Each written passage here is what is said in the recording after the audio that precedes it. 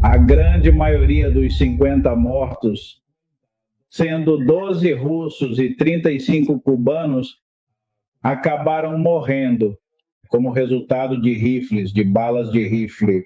Uma pessoa morta, que eles liberem o acesso por via aérea, que não sobrevoem aquela área, porque ele estava planejando lançar alguns ataques. Cuba interpretou isso como um ataque contra eles. Mesmo que você suba numa motocicleta e saia a 60 milhas por hora, eles vão te seguir. E quando é dada a ordem para eliminar a pessoa, o drone então se aproxima dessa pessoa e tem uma carga que vai de forma direta. A noite de 3 de janeiro na Venezuela não foi uma noite qualquer, nem uma madrugada qualquer. Enquanto muitos dormiam, algo aconteceu que ainda hoje gera medo, silêncio e versões contraditórias.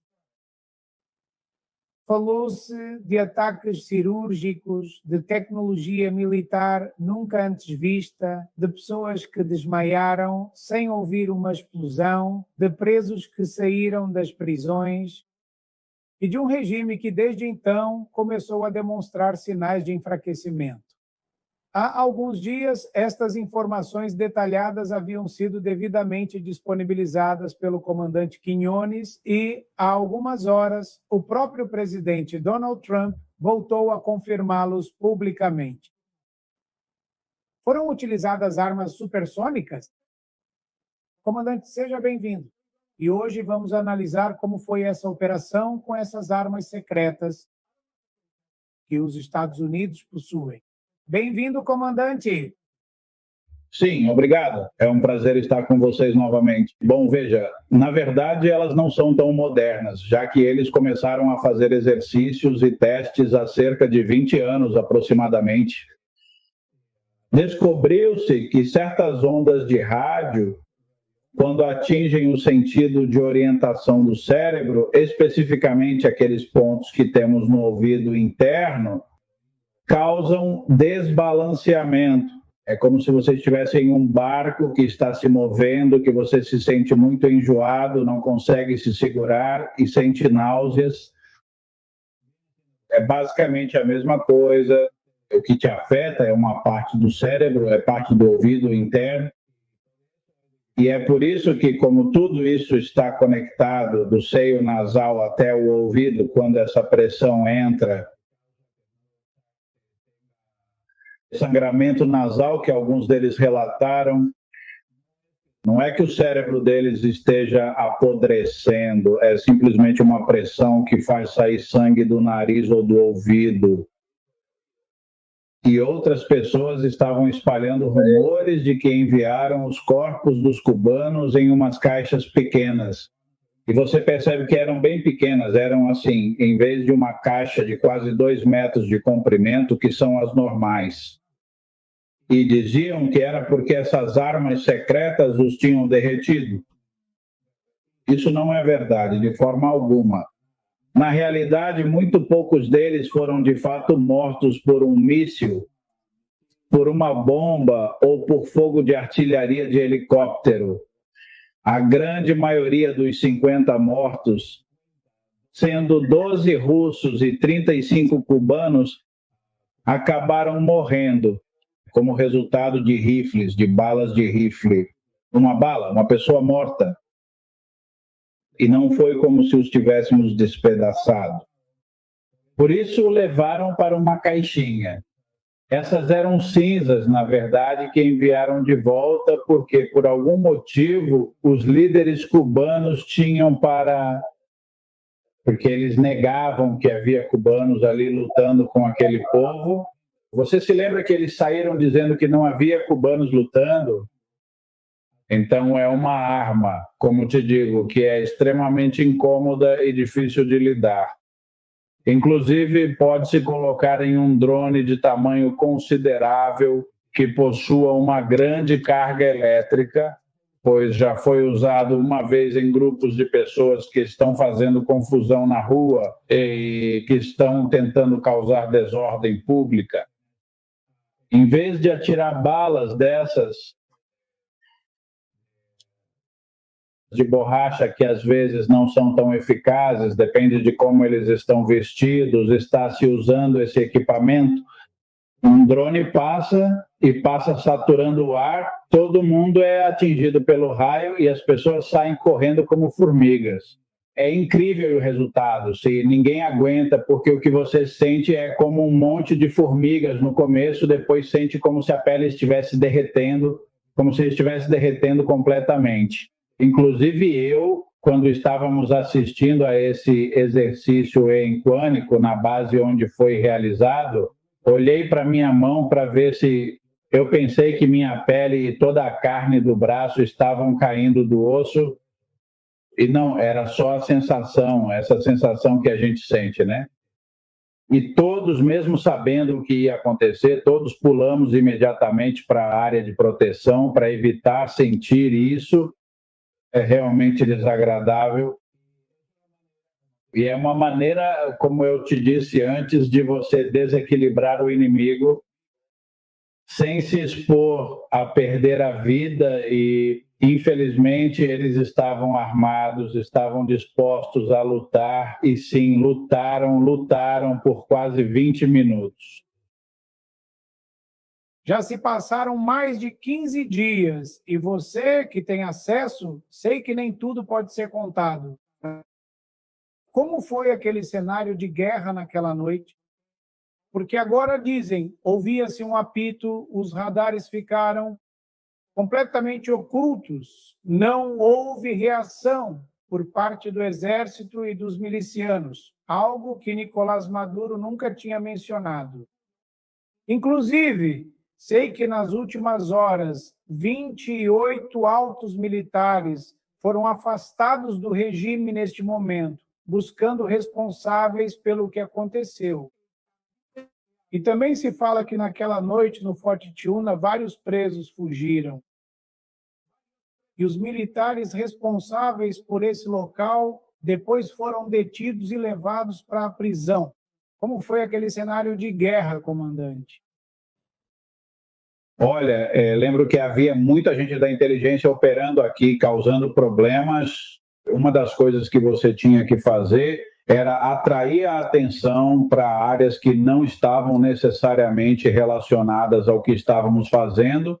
Para isso, você distrai como um mágico que te distrai de um lado enquanto faz um truque do outro. Foram enviadas várias atividades para que as pessoas se preocupassem com outras coisas, não com o que realmente estava acontecendo. O que se sabe concretamente até agora é que, infelizmente, Diosdado Cabello não está sem cabeça, assim como Vladimir Padrino, porque eles pagaram a um traidor infiltrado que estava a bordo de um dos navios. Um indivíduo que trabalhava diretamente com o Departamento de Defesa dos Estados Unidos como um contratado externo e que estava passando informações confidenciais e estratégicas para Cabello e Padrino em troca de grandes somas de dinheiro. Aí vem a pergunta: se Cabello e Padrino sabiam que estavam recebendo informações desse traidor, que agora está na cadeia, aliás, inclusive Trump já anunciou que o prendemos e que ele vai passar o resto da vida na prisão. Se ele teve coragem e realmente passou a informação para Diosdado Cabello e Vladimir Padrino, por qual motivo eles não avisaram prontamente ao presidente Maduro? Se tivéssemos derrubado com um míssil ou uma bomba, se eles tivessem tempo para fazer isso, quem são os verdadeiros traidores então? Já que eles sabiam, eles tiveram informação suficiente quando o primeiro helicóptero decolou e já tinham sido avisados de que a operação estava a caminho.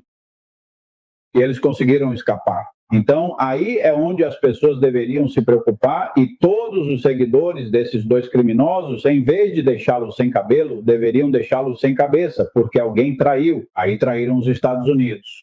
E também diretamente o Maduro, porque se ele sabia que estávamos a caminho, por que não avisaram o Maduro? Se alguém tem culpa, são esses dois. Vamos falar sobre Maduro. Já se passaram também, como eu disse, mais de 15 dias. Neste momento, ele está em uma prisão de Nova York. sob temperaturas abaixo de zero. Ele está apenas começando a sair da anestesia. Que reações Nicolás Maduro teve? Ou o que se pôde saber? O comportamento dele? É verdade que ele está com depressão? O que aconteceu com ele nesse tempo? Olha, você tem razão. Nos primeiros dias ele obviamente estava em choque. Incrível, não posso acreditar que estou aqui. Muita gente diz, mas como posso estar aqui? É impossível. E agora, quando ele percebe que todas as manhãs tem que acordar em determinado horário, tem que se levantar para que façam a contagem. Ele tem que sair para fazer as refeições exatamente quando mandam. Tem que descer para colaborar na higienização completa da área. Passar, seja o aspirador ou o esfregão, e tem que ajudar a limpar todos os banheiros. Todas essas tarefas ele está fazendo agora. E agora ele percebe que de ter uma enorme quantidade de pessoas a quem ele mandava, agora ele está em uma posição inferior a todos eles. E já não consegue mais sequer chamar seus amigos, não pode sair para nenhum lugar, desfrutar de suas bebidas como costumava fazer antigamente, ele já não pode mais. E além disso, as únicas pessoas com quem ele ainda pode se comunicar são os seus carcereiros e os seus advogados. Mas ninguém, nem mesmo com os outros prisioneiros, ele tem permissão para conversar.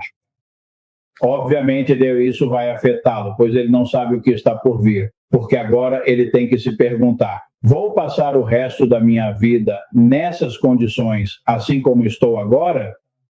Que tipo de vida ele vai ter? Ele não vai ter vida. E pode ser que muitos dos prisioneiros fiquem ainda mais atentos, já que essas pessoas não passaram por isso. Por isso, desde jovens acabam tentando cometer suicídio, porque, como dizem, ele ainda não sentiu todo o peso. No momento em que já o declaram culpado e o transferem para uma penitenciária comum, onde ele começa a se misturar com outros prisioneiros que podem tentar agredi-lo.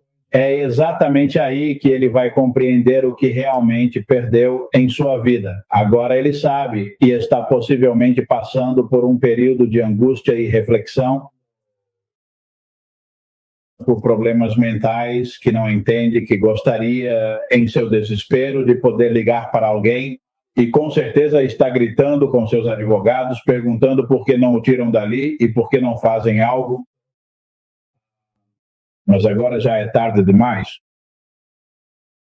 E enquanto ele permanece detido na prisão, lá na Venezuela, Diosdado Cabello e até mesmo o próprio filho de Nicolás Maduro estão alimentando um discurso constante de que querem libertá-lo em breve, garantindo que ele vai voltar. Inclusive, já é a segunda semana seguida que vemos Diosdado Cabello aparecendo sozinho.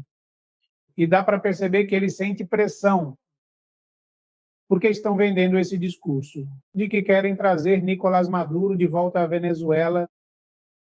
É que se eles não tiverem uma missão, se não tiverem algo para dar esperança ao povo, se disserem, bom, nos venceram, nos tiraram, agora não temos outra alternativa, o povo vai mandá-los para o diabo, como deveria fazer. E, na verdade, deveriam mesmo fazer isso e levar em conta quem eles são. Mas ele está tentando aparentar uma posição de poder, uma posição de que ele, inclusive bebê, falou como se ele fosse o dono da Venezuela. É impossível que esse idiota careca, esse mentiroso, esteja agora afirmando que é o dono da Venezuela e que ele, se tanto dizia que tinha melhorado a Venezuela, agora que veja, a imensa quantidade de pessoas que ainda estão fora do país, quantos milhões tiveram que sair e quantas pessoas não morreram por causa das torturas que eles cometeram. Isso pesa na consciência. Se eles tivessem consciência, isso os afetaria. Mas como eles não têm consciência, imagina, para eles tanto faz. Mas as pessoas deveriam entender que a única razão pela qual os coletivos que o seguem estão no poder, que eles não querem entregar as armas, é porque são criminosos. simplesmente criminosos que Chávez colocou em seus lugares, deu armas a eles, depois tirou as armas de todos para que não pudessem se defender e devolveu as armas apenas para os criminosos. E esses criminosos agora mantêm todos aterrorizados e não querem entregar as armas porque sabem que no momento em que entregarem, ficarão desarmados e as pessoas que tanto aterrorizaram agora poderão se voltar contra eles. Eles sabem, eles não têm nenhuma ideologia, não se importam em nada com o chavismo. O que eles querem é ter o controle do país para poder continuar roubando, sequestrando, estuprando com impunidade, sabendo que se lhes tirarem as armas e houver forças de segurança que possam prendê-los, agora vão mudar para poder fazer isso. Comandante, para irmos finalizando esta nossa conversa, Delcy Rodrigues determinou que toda a questão dos presos políticos ficasse sob a responsabilidade de Diosdado Cabello. Ele está tomando essa decisão de quem sai e quem não sai como uma ferramenta para negociar ou para ganhar tempo enquanto todo esse processo avança. Ele estava dizendo que ordenou a todos os coletivos que fossem sequestrar, porque não é, eles dizem prender, mas é sequestrar pessoas que tenham conexões com os Estados Unidos para usá-las como moeda de troca para poder tirar Maduro, de acordo com eles. Mas tudo o que eu vejo, na verdade, é que eles não têm interesse que Maduro saia. Tanto faz se ele sai ou não sai, já que ele queria ser o que estava no comando, e ele estava no comando enquanto Maduro, o líder, o fantoche, fazia o que ele mandava. Neste momento, ele não consegue mais, e esse é o problema, que ele também está fazendo o impossível para se manter no poder. E ameaçou abertamente Delcy, dizendo que poderia mandar todos os coletivos contra ela. Mas há um monte de gente do chavismo que apoia a Delcy, que dizem, se você fizer isso, nós vamos sair para defendê-la. Então existe entre eles um grande confronto que, por enquanto, eles acabaram decidindo. Mantemos a paz, não vamos brigar entre nós. Por isso foi que se aceitou colocar a Delcy em vez de mandar a Maria Corina. Se tivesse sido Maria Corina e González que tivessem tomado posse, agora estaríamos em uma guerra civil aberta. Porque essas pessoas teriam unido as forças contra uma única organização, que seria González e Maria Corina Machado, para tirá-los do poder. Eles unidos teriam sido bastante difíceis de enfrentar, eles separados. Estamos tentando e conseguimos controlá-los por enquanto. E aos poucos estamos depurando as forças militares, as forças de segurança do país. Isso nos ajudará a perseguir todos esses criminosos. E como eu disse, Trump, no outro dia, ele avisou que queria que eles liberem o acesso por via aérea, que não sobrevoem aquela área, porque ele estava planejando lançar alguns ataques. Cuba interpretou isso como um ataque contra eles. Não. Estávamos falando de um ataque direto contra o cabelo, a calvície e o padrinho. Ou seja, como já sabemos que eles não vão sair pelo bem, teremos que tirá-los à força. E como eu mencionei anteriormente, eles ainda não viram o equipamento que temos, se acham que esse equipamento sônico que usamos já é muito avançado. Ou que esses helicópteros que eles só ouviram quando já estavam quase em cima deles, são desenvolvidos com tecnologia de ponta. Acham que isso é avançado? Se esperem até ver o outro equipamento que está chegando, porque já foram enviados alguns drones que têm a capacidade de te reconhecer. E eles grudam em você como se fossem carrapatos. Mesmo que você suba numa motocicleta e saia a 60 milhas por hora, eles vão te seguir. E quando é dada a ordem para eliminar a pessoa, o drone então se aproxima dessa pessoa. E tem uma carga que vai de forma direta. Uns projéteis saem em alta velocidade e matam uma pessoa como se fosse uma granada. Isso evita que nosso pessoal seja exposto a um combate ou que os próprios venezuelanos enviem forças de segurança para prender esses criminosos. Podemos fazer isso de forma remota, sem precisar vê-los. É programado. O próprio drone te diz: já acessei, já aceitei os parâmetros do corpo dessa pessoa, já a identifiquei. Nesse momento, a autonomia é dada ao robô e ao drone. Ele vai seguir, vai capturá-lo. E exatamente no momento em que não detectar ninguém, a uma média de 3 metros de distância, que seria a área onde inocentes poderiam morrer, isso pode explodir na cara dele e matá-lo.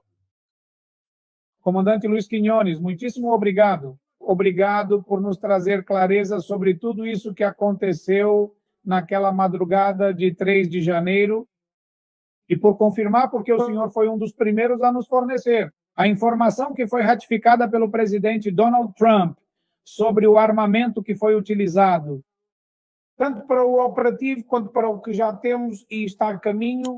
Convidamos vocês porque teremos um próximo capítulo